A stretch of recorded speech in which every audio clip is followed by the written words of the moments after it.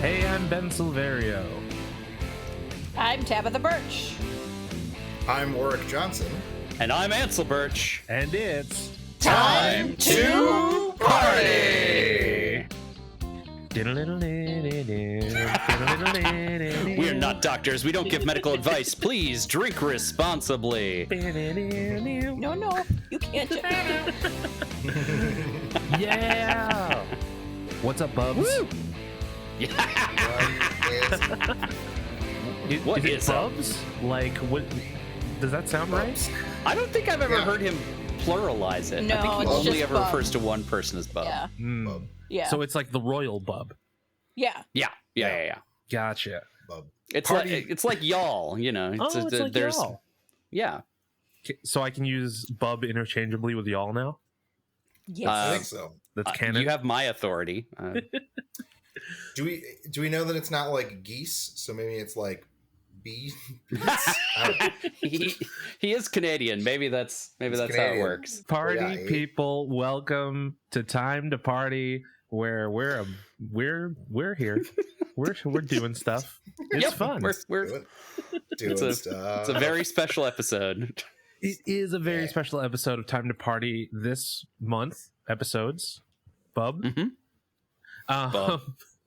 Yes. Thank you for tuning in to the podcast.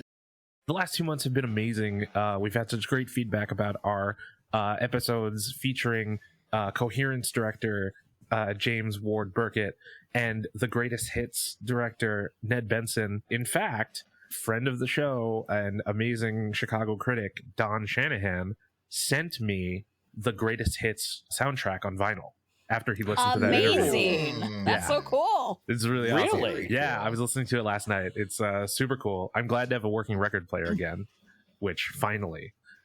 Is that what the plumber was doing? That's what the plumber was doing, fixing the record player. But yes, if you haven't heard those episodes, please go back and listen. And now, as a special treat for this month, we're going to shake things up a bit. Yeah. So, We're going to talk about TV shows. Yes, and it's a Which means great the TV format show. doesn't work anymore. Everything goes out the window. Yes, that's right. TV. This month, we will be talking about the incredible Disney Plus series, X-Men 97. And to help us do that, we have some special guests. Ansel, why don't you introduce our first guest, as you know them very well? I do. It would be real funny if he just started talking about Warwick.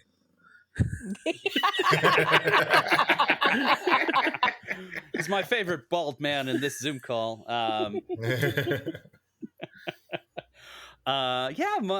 first guest is my lovely wife, Tabitha, an incredible artist, a wonderful performer, a model, photo shoot organizer, and a huge X-Men nerd. Just enormous, problematic for my storage X-Men nerd.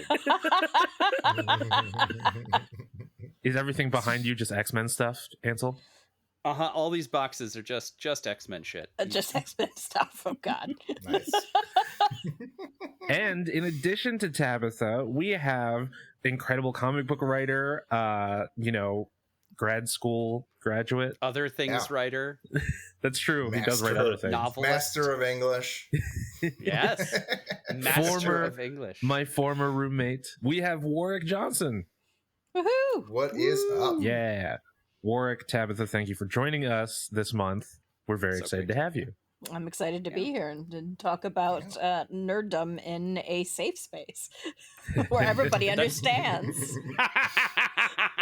Oh, we got you. We got you here. We're gonna turn the crank and see what comes out of the noise box on this one. Give us your X-Men lore. My first question to Ansel was, okay, but which X-Men are we talking about? Like alternate X-Men or this time frame X-Men? He's like, yes. I'm like, oh great, all of it.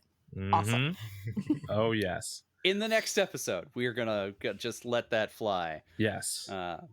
But listeners, just thought you know, the way we're shaking this up is, sorry, we're not doing edutainment this month, but we've got some other cool stuff. We kind of are.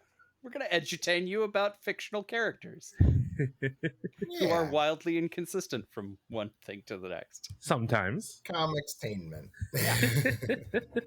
Yes. So if you're, used to the regular format, don't worry about it. Yeah. It'll still be fun. So the first thing I'd like to start with for Tabitha and Warwick, what is your relationship to the X-Men and X-Men the animated series, prior to X-Men 97? Do you want me to go first? I can go first. Yeah. My stepfather, growing up, owned a comic book store. So from the age of 3, I grew up reading these cool comics, these bright, colorful things in the back room, which I couldn't understand why all the other girlfriends at my school did not understand how Logan was the coolest person ever. So I grew up with comic books. My stepfather collected. I collected comic books from the 90s to 2000s, and watched the cartoon when it came out. Was very excited because I got to see the comics come to life on screen for the first time, and just have nerded out about the X-Men. I'm a huge X-Men fan, just in general. So that is my background. In a fun reversal, I had actually kind of the opposite experience from Tabitha, is that the X-Men cartoon show, the animated series, is what got me into comics in general. Oh, nice. So before I saw that, I had never really read comics as a kid. I had not really kind of been exposed to it as much. But then watching the show, and then if anyone remembers this, they used to publish a comic book version of the animated series. Yes. X-Men Adventures. Mm-hmm. And so then that was the first comic I bought, was the one where they're in Genosha and Cable's on the cover. Oh, amazing. So that's so cool. The first comic. Yeah. And then, doing the Pizza Hut thing where you could get the X-Men comics with and you can get the VHS tapes. God, and so VHS, there was man. Yeah. So that was really, so X-Men was my first comics love. And I think probably to this day is still my number one. I've definitely gotten a lot more into comics since then, and I've read significantly more, but X-Men is always the one comic that I will probably usually get at least one series at all times. Even during the horrible X-Men versus the Inhumans run, I still collect. Oh man, what a weird time. What a time. What a time. It sure was a time. That is a real thing that happened. Well, yeah, I just want to jump in and say that my experience was similar to Warwick, and when he mentioned the Pizza Hut thing, I believe those were the first X-Men comics that I got. Because similarly, I also got into comics because of X-Men the Animated Series and Batman the Animated Series. Those were my introductions to comic books. And now, some people call me an expert in Marvel stuff, but I feel like I'm more so an expert in Avengers stuff, because X-Men is like a whole other thing. Oh my God, it's so much. There's so much lore that comes with the X-Men. So much lore.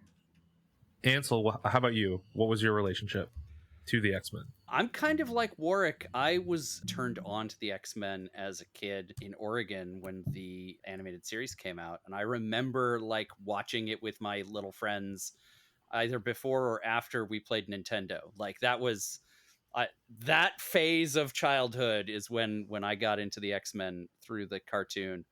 And sadly, I never really got into the comics. I never really caught into buying the books, partly because then we moved to a small town where there just wasn't a comic book shop.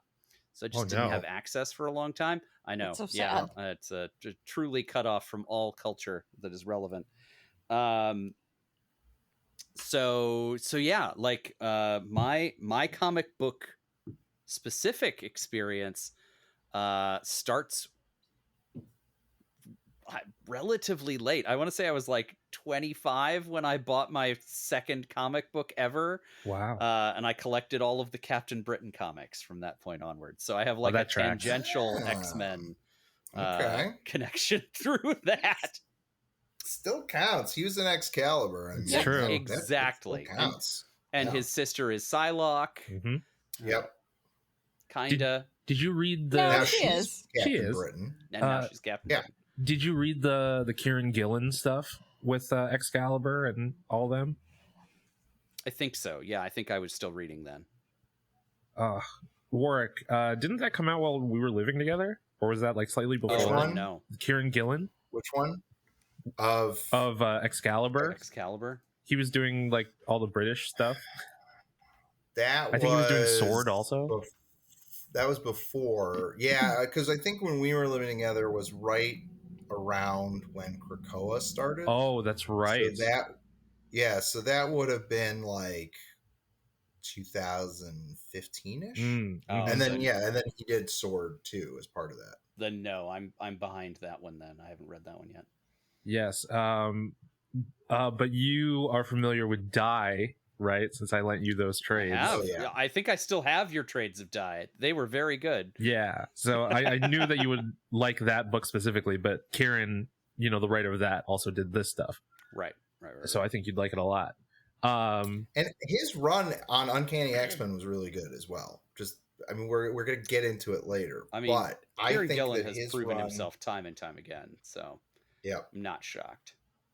I'm randomly recalling Matt Fraction's run with the X-Men being kind of fun. Oh yeah. But before we fully jump into comics stuff, real quick, favorite X-Men. Go, Tabitha. Oh, I have top 3. Okay. I have Logan, Psylocke, and Gambit. Okay. Warwick. Nice. Cyclops, Gambit, Rogue. Okay. Ansel. In that order. Storm. It's Yeah. always been Storm. She's dope. She Hell is yeah. dope. It's true. Absolutely. Nightcrawler, Gambit, Jubilee. These are all solid choices. Yeah. Yeah, there's not a bad pick unless you say like Maggot, right? And then even that, I'm like, yeah. Then Yeah. I question. Yeah. I would have questions, but I would respect your choice.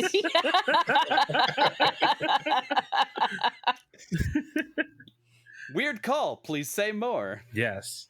I always wanted Whereas my when- intestines to be on the outside too. Oh.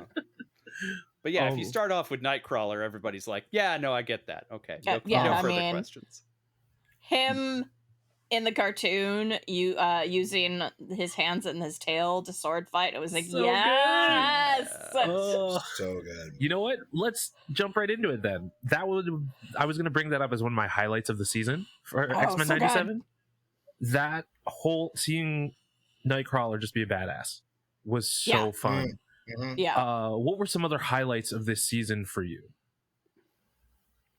I really enjoyed Cyclops using his eye beams to move. That was a really interesting update to his power suite. I mean, Warwick, I texted you when that happened, and I was just like, what? Yeah.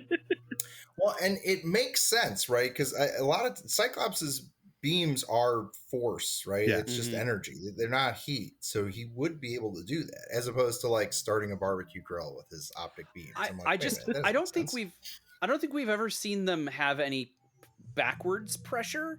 So it's interesting to have that added on.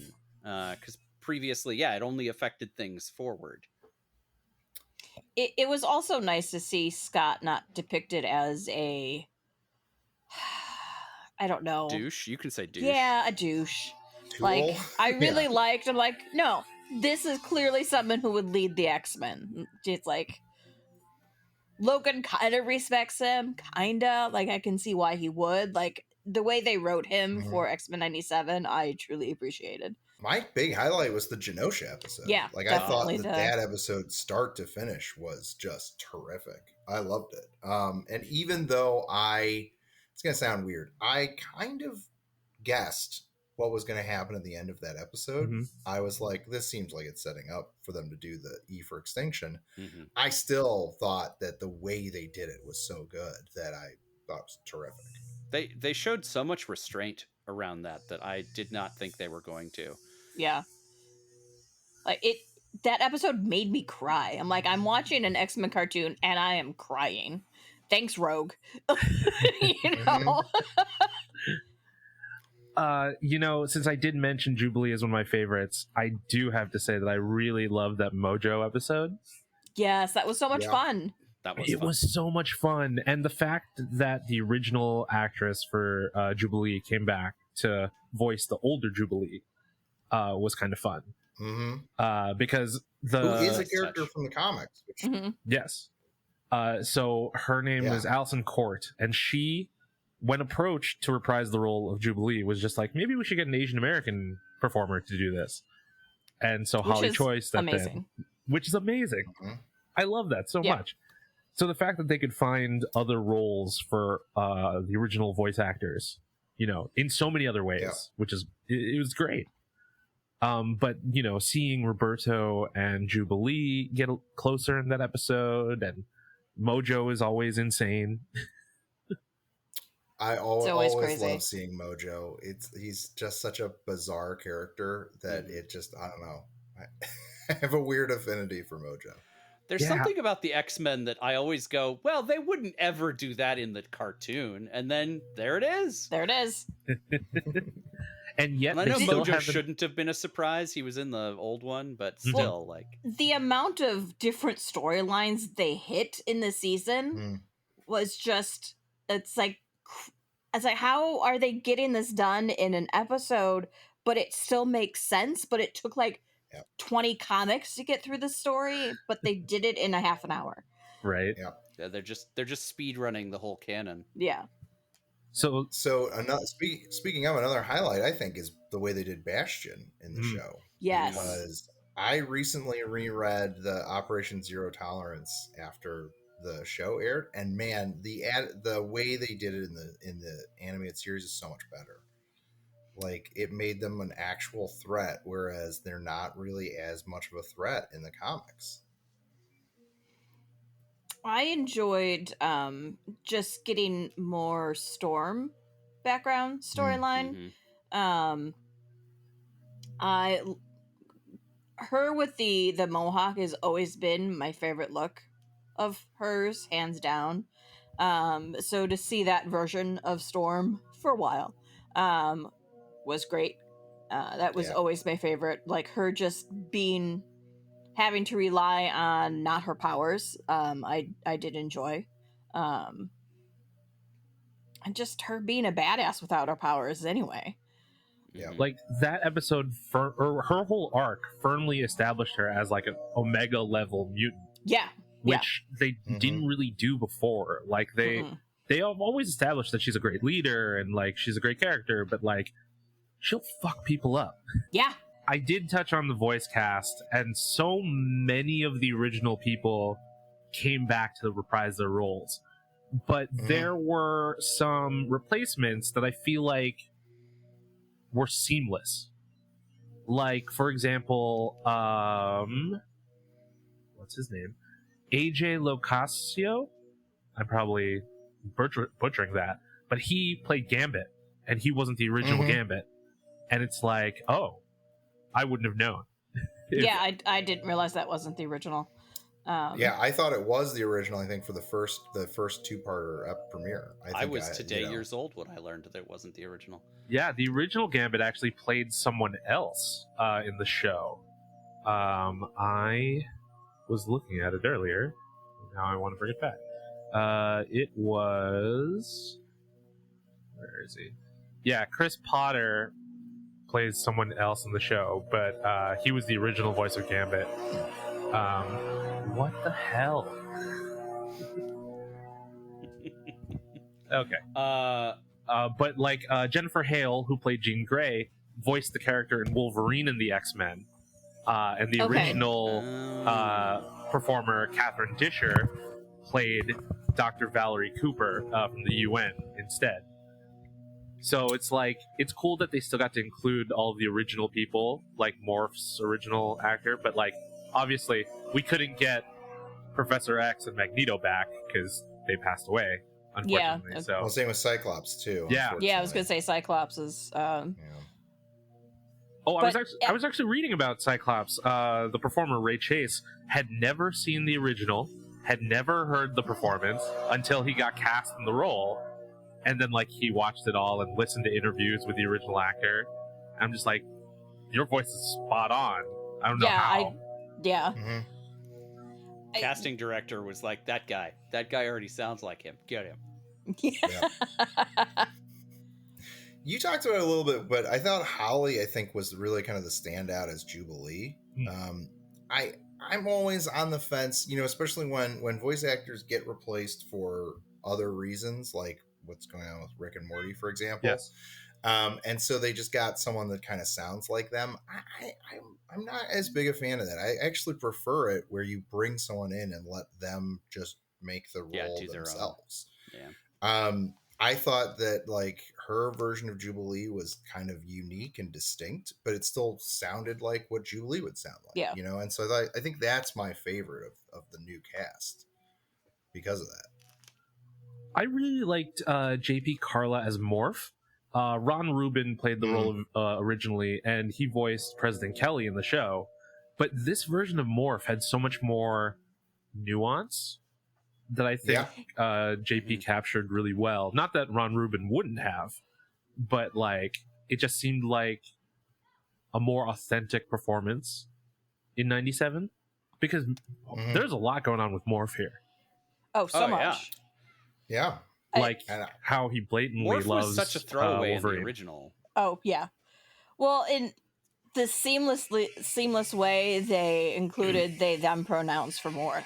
Like they didn't give Morph gendered pronouns, which makes sense if you can change to be whatever you want. But just kind of slid that right in there. I appreciated that. Yeah, it was a good really nice modeling touch. without making a big deal about it. Yeah. Well, and they adjusted Morph too, so they were much more of an important character in the team, right? Like giving them the ability to take on physical abilities from people that they morph into. I thought was really to fun. have the Makes a lot of powers. sense. Yeah. And makes Morph stand out from Mystique, because otherwise then they were just like Mystique in the original. Yes. So I was gonna say. Do you have a favorite Morph transformation in the season?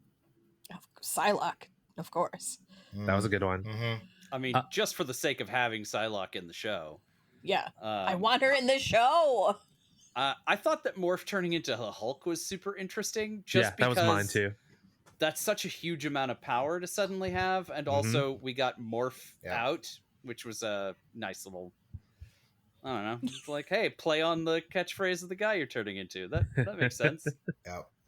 Morph turned into two favorite X-Men of mine in a row, were Colossus and then Magic, when they were fighting. Oh yes, I love Magic. Episode. So I was like, oh, hell yeah. Like, even if it's just a little brief, like getting Magic popping up, I was like, ooh, that means she's out there somewhere. Yeah, Magic's having a little moment right now, right? Because wasn't it Anna Taylor-Joy who played Magic in New Mutants? And yes, that was her. I didn't hate the New Mutants. Like, it wasn't great, but it was fine. It was fine. And I loved her. She was perfect as the character, so... I don't know why she was racist in the movie. That was the only thing that I was like, okay, what's going on here? That movie had so much potential. It had so much potential. It did. Yeah. Well, that's like the story of the X-Men franchise, isn't it? Yes. Yeah.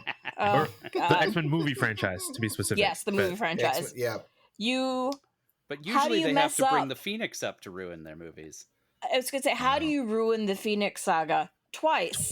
When it's written for you in this lovely book that you're based it on. Read the book. Yeah. Do that. They even did it in the cartoon. Like, yeah. Cartoon version's great. I got so excited after the first X-Men when you saw like the bird the fire the lake, under yeah. in the lake. I'm like, Mhm. yes, and then they just killed Cyclops. So you know,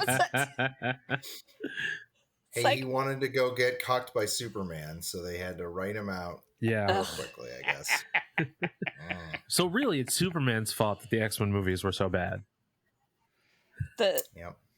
The other Phoenix one is also is that why what's bad too? Oh Probably. well. I think we can blame Henry Cavill for that. Yeah, sure. Why not? Oh, Yeah. all right. His mustache ruined another team-up movie. Why not this one? Yeah, That's true. that's he's got to get blamed I wish for they would more. have just kept the mustache. Yes. Just have him come back to life, and it's just like, yeah, he grew Superman's a got a death mustache stash. now. Fucking deal with it. Exactly. When Kryptonians die, it just bursts out like like a Mr. Potato Head. It's like the Play-Doh like press thing. Yes. where- Yeah. So just to move back slightly, this season premiered with 2 episodes. Yes. And I want to know what your thoughts on it are, because like more and more we're seeing shows be released weekly, but this was the first 2 and then weekly. And then, Mhm. shows like The Bear are releasing the whole season at once. So do you think that it served X-Men 97 better to release the first 2 at once? Yes. I think so. I enjoy when because Andor did the same thing. They had like the first 3 episodes because those 2 episodes went together, so it Mhm. made sense. So you got your teeth into it more by watching an hour's worth as opposed to just a half an hour worth of a show to get you excited for the rest to come. So Yep. Yeah, I am a weekly apologist, right? I will to this day say that every streaming show should be out weekly because I think that it drives engagement. You actually get viewers up. And Mhm. even like a show like Fallout was a massive success, even though they dropped it all at once. But I think that's more of a testament to the quality of that show. yeah, the show is very good. Because there are so many shows that just drop and you don't hear anything about it. Nobody's talking about it. Or if it's like, I remember the first season of The Boys came out, I watched it and I had to wait like a month or 2 before anybody else had seen it because it was just like, oh, well, I'll get to it. It's not like a priority. But when it comes out weekly, I think people are much more likely to watch it when it comes out. Yeah. So I think putting the first 2 episodes out, getting people hooked on, oh, what's going to happen now? Magneto's good and all this stuff. I think that is smart. I think that was a really good way to do it. To me, Magneto was never a bad guy. He No. had a different viewpoint that was correct. Because humans are the worst. Just terrible. Yeah, we are horrible. But getting to the first 2 episodes was the right amount of hokiness, like that the 90s cartoon had. Like, okay, here's kind of our, cheesy factor, Gambit with his cutoff shirt, cooking breakfast, Mhm. yeah, which is great. Abs for days. Having them play basketball like they've done several times in the comics. Just to have that kind of cheese factor that the cartoon did have at times introduced in the beginning, because that changes in episode 5 to get all of us old time fans like, yes. I really enjoyed that. Crop Top 2024. Yes. The way that it presented to me was that the first episode was like, let us ease you back into this world, and then the second episode was like, we're gonna kick you in the face with emotion. And god damn it, whenever trying to make a point, these jerks. How big of a lawn do they have? They're the corner house, so like they have like the front and the side. And... yeah. Anyway, yeah, it like kicks you in the face, punches you in the gut with like, oh my god, this is a very different X-Men series now. Yeah. But like it grew with the audience, right? Like, yeah, because we're not kids anymore. Exactly.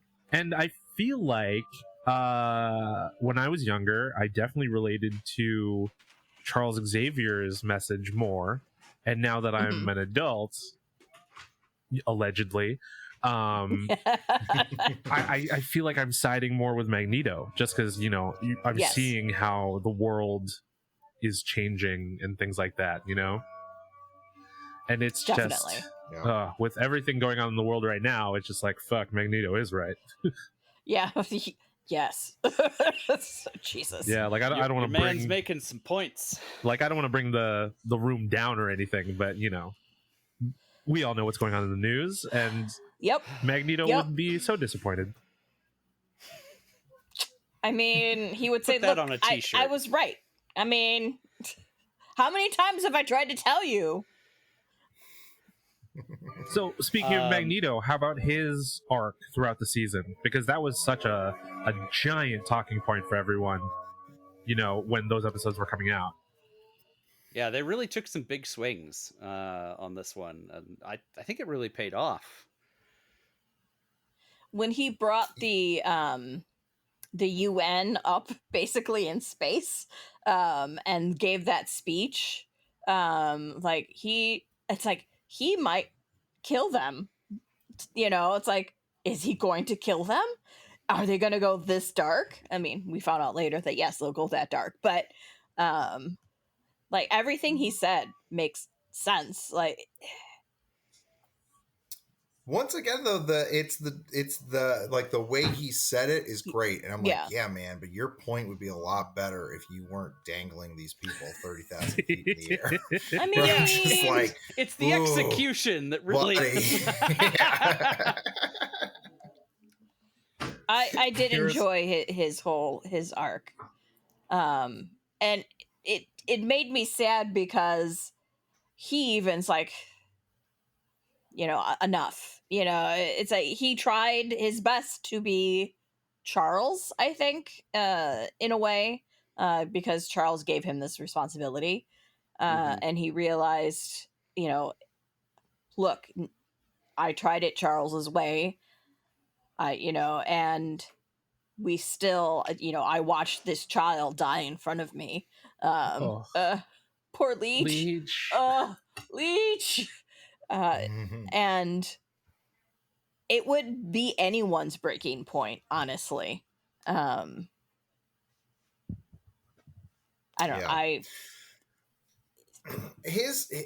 When Magneto does break bad, right, towards the end of the season, it makes sense, right? That he's just like, that's it, I've had it, you know. And I think that they did a good job of getting to that point. What happens in the finale with Magneto, it was a little bit more of felt like a very rushed thing. I kind of wish they had just left, you know, if there was a way they could have done it with Magneto, just kind of left on the sidelines, so we don't know where he stands until the next season. I think I might have preferred that.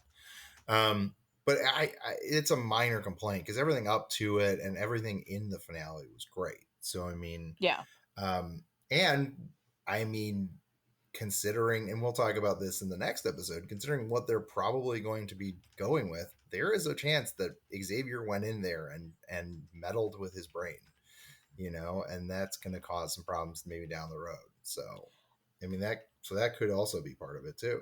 Honestly, Xavier was very unethical this season. You know, not just Magneto's brain, but when he was, you know, with Lilandra and Deathstrike and basically bringing them all to the psychic plane, you know, and it's like, you are crossing that line between, this isn't ethical what you're doing right now. You're invading their minds. I mean, this is a guy who faked his own death so he could go bang his bird bride. I mean, like, come on, dude. Like, you couldn't have been like, oh, by the way, guys, I'm not dead, so Don't worry about it. You know, just, it makes you wonder. There are other ways. The X-Men knew he wasn't dead. I think. But in the first episode, they talk about him like he's dead, like he's gone forever. I think they wanted the watcher to think that he was dead. Yeah, so I think that they may have used probably past kept tense. it vague. Yeah. But yeah. Because I thought I don't remember the 5th season of the original cartoon very well. But I thought they were aware that he was going off to Shi'ar because he had this virus. And so they knew he wasn't dead when he went to Shi'ar to be cured, or they can fix him, they can make him better. Yeah, I think the X-Men were just covering up for that, when they were talking to like President Kelly and things like that. So, I mean, they might have just been buying into their own lie to like make it more believable. But like, still, even towards the end of the original series, Professor Xavier was making questionable decisions, thinking with the wrong part of his body in that instance. And I think the thing about the way that they tell the stories of the X-Men, they're always in such duress that when we see Xavier finally being like, fine, I'll do it, it's always the moment where he has to make an exception because the situation is so extreme. He's tried not to, and then we see him cross the line because the situation is beyond fixing any other way, or at least that's how we see Xavier justify it. I would be really interested to see a lower stakes Xavier having to also justify his choices without the world was going to explode. But he uses Cerebro all the time, and I feel like and just spying on people. Like, I feel like that's unethical. Like, you are using your ability to spy on people without their consent. You're in their mind, finding them, seeing where they are, hearing what they say, like who are they talking to, it's like, that is non-consensual brain fuckery, honestly. So it's okay though, because he's a good guy. Yeah, but then look what happens, because he did it to Bastion. And then Bastion used it as a foundation of his whole thing. So you don't always get Scott Summers and Jean Grey. Sometimes you get Bastion. Yep. It's a lot different than Wolverine just going from town to town on his motorcycle looking for lost mutants, But yeah, I don't think this is the place you go for uncomplicated heroes.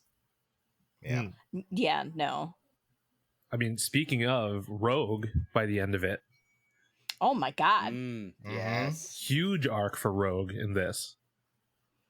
Just she kills a dude. Yeah, I mean, kind of better. Quite a few dudes, but specifically that guy. Yeah. I mean, you could. It's possible that those military guys are fine. Yeah, they didn't show her actually killing them. Where this was very blatant that she threw this guy off a building with the intent of him dying. And Nightcrawler was just like, "No, how could you do this?" And I'm just like, "Dude, you could go get him. Like, you can go save him. Like, what are you doing? Like, you're judging her." I'm like, "What the fuck were you doing?" Yeah, dude? bro, you specifically could have done something about just this. bounce back German. and grab him, Yeah. he could have easily done something. That's totally true. Well, but for the dramatics of the scene, I wouldn't wish to ruin you had a thing going. But the exploration of grief for Rogue this season was just like really well done, I think. I mean, like, I was definitely shocked when that whole thing with Magneto came out. I'm sure Gambit was, as we saw. But like, fuck, I wasn't expecting that from this show. Yeah, to have her just pure rage with her grief. by Well, and the Cap cameo, I think, was used really effectively there too. yeah. Especially because they do have a nice connection in the comics, right? Like they say what you will about Uncanny Avengers, but Rogue and Captain America have like a really like kind of close relationship in the comics. So it was nice that he was the one that kind of came in and had that stuff with her. Rogue's arc was, I thought, was one of my favorite parts of the series. Rogue is always great, and I thought that there were going to be time travel shenanigans to undo some of the stuff, but With I Gambit, think we got a big I think we got a big clue at the end of the season. As to how they're going to undo that. Yeah, obviously he's going to be one of the Four Horsemen. He's going to be Death. Yeah. So I'm like, all right, so long as more they bring on that him back next episode. coming. Tune in next week. Tune in. Next week. Yes. Speaking of, we're coming up on time. Speaking of time travel, since let's make this our last thing. Yes. All right. Although, speaking of time travel, the whole reason why we allowed X-Men 97 to be talked about on the show, Cable and Bishop. What did you think about that Bishop whole thing? we barely saw, but I love Bishop, and he's barely in the show. I was like, Bishop's got to show back up now. Cable's around. No. We're just not doing it. All right. Well, so I'm looking forward to season 2. The show even addresses it. Like the show even touches on it. Like, hey, where's Bishop? What's he doing? When Bishop's not on screen, everyone should be asking, "Where's Bishop?" Where's Bishop? Yeah, which hopefully means that there's like a big thing happening with Bishop next season. Maybe. Well, I think they called it out. Yeah. Well, and in the mid credits or the end of the episode. Yeah, before the credits. Right before the credits, they're setting up that him and Forge are going to lead the new X-Men while everybody else is. I guess what I'm hoping is like what I want is the like Gandalf story version where we see, I didn't come save you during this thing because I was busy doing this other thing that everybody would have died over there if it weren't for Bishop being Psylocke. Just have her in. She was on the board. Yeah, Psylocke was on the board. She's got to show up. They should just have Bishop fighting the Balrog from Fellowship of the Ring. Yes. Just don't even just redraw the whole thing. Yep, I'm into it. And just be like, this is what Bishop was up to. And be like, all right. Yeah. It's going to be Cable and Bishop in Helm's Deep, just as Legolas and Gimli. Still counts as one. I do want to see the side quest of Captain America trying to find his shield. Oh god! just toss it somewhere in the Rocky Mountains. Nope. All of season 2 is just him wandering the Rockies looking for his shield. Well, golly, it's got to be around here somewhere. Oh man! Here's we ain't found shit, Cap. Language. My question to you guys about Cable specifically, how do you feel about the canon event? Like, this is something that has to happen trope in especially modern time travel movies. Like modern time travel stories have been using this a lot more lately, where it's like, well, this has to happen. There's nothing you can do to change that. And I'm just like, really? There's nothing you can do to change that? Like, I don't know. I think it's consistent with the MCU storytelling up until this point. And I think that's why I gave it a pass. But like initially I was just like, does it have to be though? Well, and he does get... We saw in the original series how things kind of changed. You know? I'm assuming we all saw the Watcher in the silhouette right before Genosha imploded. Hell yeah. Personally, I'm not a big fan of the idea of a canon event or an unchangeable point in history unless you can motivate it. And the only piece of time travel media I've ever seen motivate it sufficiently for me is a podcast called Ars Paradoxica. And the whole concept is that the Philadelphia experiment starts time travel. So like the reason that you can time travel is because of the Philadelphia experiment. So you can either go backwards from then or forwards from then, but you can't go past that point. So it made sense that they had this like limitation on their time travel.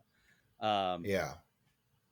But everybody else, it's just, no, that's not, you can't go beyond that. It's, you've decided that this is necessary for the world you want to live in, and that's different.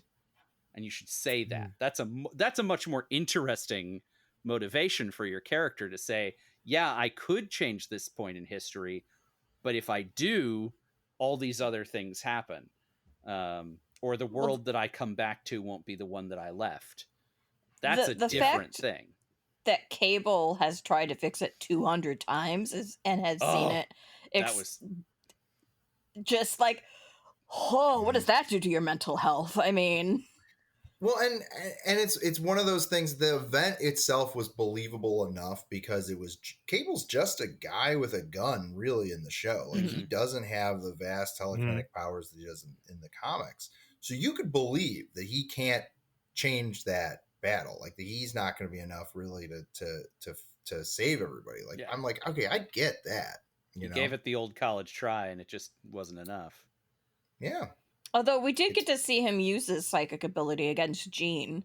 Yeah, we did. When Sinister mind fucked him. Well, and I wonder if part of that is we're going to see all of them get little power upgrades over the course of the next little bit, because it seems like everyone is slowly moving toward, like even Jubilee, they hinted at her power upgrades to come. Well, and Emma got her secondary mutation, so we're going to start seeing I think more of that stuff too. So yeah, I bet we'll start to see more of them developing new powers from where they were in the old series. One of the things, the only reason she has that is because Marvel wouldn't let them use Colossus in Grant Morrison's X-Men run.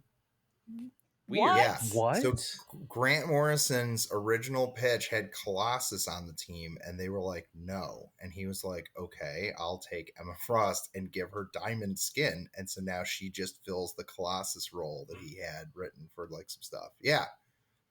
Wow. I think Emma was still going to be in it.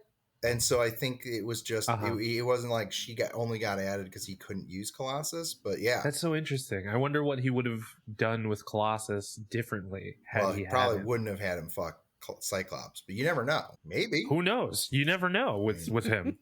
Colossus is handsome. I get it. It's true. That's why Deadpool was hanging out with him so much. One of the God. small bits that it was just briefly touched on that I like broke my heart a little bit was when Jean realizes that Cable is Nathan, is Madeline and Scott's, and her then saying, now I know why Madeline was happy right before she died, because she saw him. I'm like, you know, it's just like she was happy for that moment. Like she understands why she felt happiness for Madeline before Genosha just got blown up. Honestly, during the original series, I didn't care much for Jean and Scott and like their whole thing. Basically, the Summers clan was the Skywalkers, you know? Like, I do not care about your milquetoast bullshit. But X-Men 97 really made me care about what Scott and Jean and Madeline and Cable were going through. Like, that's a testament to good writing. You know, I think they did an excellent job making you care about all of the members of the team, really. Yeah, there weren't really any sleepers no. in the whole team this season. And as huge of a Wolverine fan as I am, I'm glad he was not the center of the cartoon. Yeah. Yeah, I think we got an appropriate amount of Wolverine. He's been at the center for everything. For a lot, you know? Well, and we're getting our Jackman fix back. So, like, it's not as though we're hurting for Wolverine right now. Yeah. Morph is, though. He's part of... That's true. They are, yeah. Oh man, so before we are dangerously on the cusp of talking about what's coming next in X-Men 97. So before we do, let's cut this conversation off right now so that we can continue it in the next you gotta episode. Come back, suckers. I'm sorry, don't unless you're listening to this a week late, at which point it's probably next on your queue. Yeah, there you go. Yeah. Enjoy it, suckers. Yeah, thanks for listening anyway. Party people, that was our review of X-Men 97. We're going to come back to talk about what's coming up next for the series, some more fun things with the finale, and, you know, just general X-Men nerddom. Until then, you can find us on the internet. I'm at bsilverio20 on Instagram and X and probably other stuff. I'm at Warwick_Johnson on Instagram, and I refuse to go back onto Twitter. So there. I've never had Twitter. Well, I did, but I only used it like 3 times, and now I don't. You can find me on Instagram and on TikTok at OperaGhostPTO. At those. And her TikToks are dope.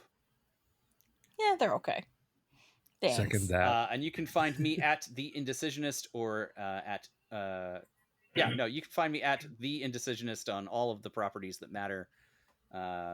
It's different on Twitter, but I'm not on Twitter anymore, so who cares? You can join the conversation by using hashtag time2party. That's time the number 2 party. Or time the number 2 party, all spelled out, thanks to Warwick. You're welcome. You can also join the conversation at hashtag time2party, the number 2 party, thanks Warwick. Also is a valid hashtag. Oh no, we have to add a new one. None of them use hashtags anymore. God.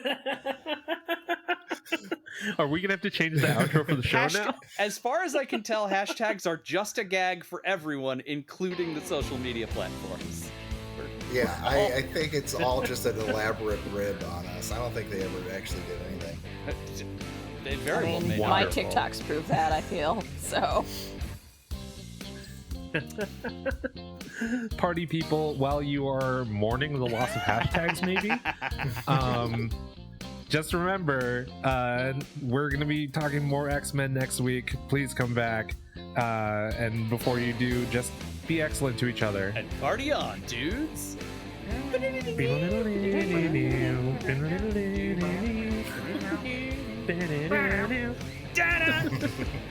thought we would all do it.